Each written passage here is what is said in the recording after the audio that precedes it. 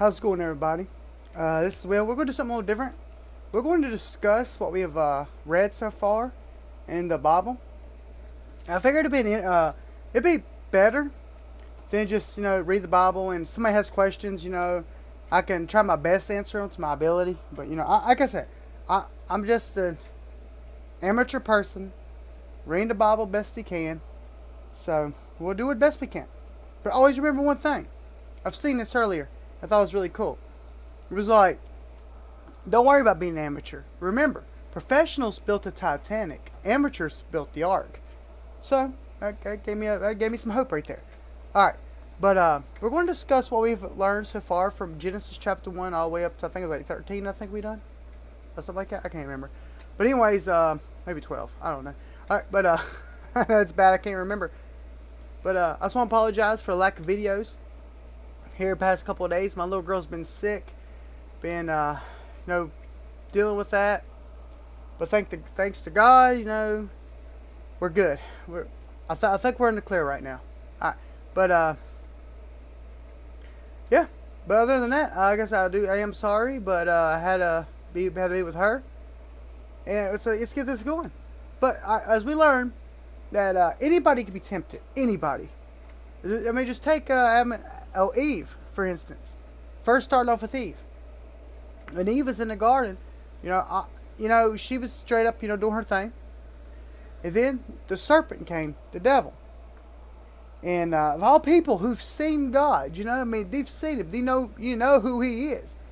There was no doubt should be in their mind about who this man is. I mean, it's straight up, should be no doubts. But they, I guess, had doubts, because they listened to the serpent over him. Because they listened to the man that created them, literally created them, and done what the serpent told them to do. Something that the same person who created them created the serpent, which I guess the devil took over. I don't know. But I don't know. This devil came as a serpent. And, so they listened to the serpent instead of God, which absolutely made no sense to me. But then again, I wasn't in their shoes. I wasn't in their situation. So if I probably would have reacted the same way. But, God just didn't strike them down. He didn't kill them. He was upset. Now, God was truly upset because he did give them a rule. They can eat anything, but just not from the tree of knowledge. And, one simple serpent, the devil, tempted. I mean, temptation's all around us. And God still loved them. But he had to treat them like a child. When your child's bad, you got to punish them. You got to teach them right from wrong. You got to make sure, hey, what you done was very bad. You shouldn't be doing that. So God had to sit there and be like, hey, I love you. I still care about you. But y'all are out. He's like, y'all got to go defend for yourselves now. Because you know the difference between good and evil. You know all the things. You know everything, basically. And so you're able to, keep yourself afloat. And God kicked them out. But he never left them. I mean, as we keep reading, even with the first murder, Cain and Abel, when God came to Cain, a murderer, he says, why does Abel, your brother's blood, scream to me from the ground? It just shows right there that God still did not leave them. Even though he had to kick them out of Garden Eden, he did not leave them. Which I thought was really cool, because, I don't know how anybody else reacted to their, being the creator of something and not listening to you. Kind of like Dr. Frankenstein, I guess, in them old movies. But that's on another subject.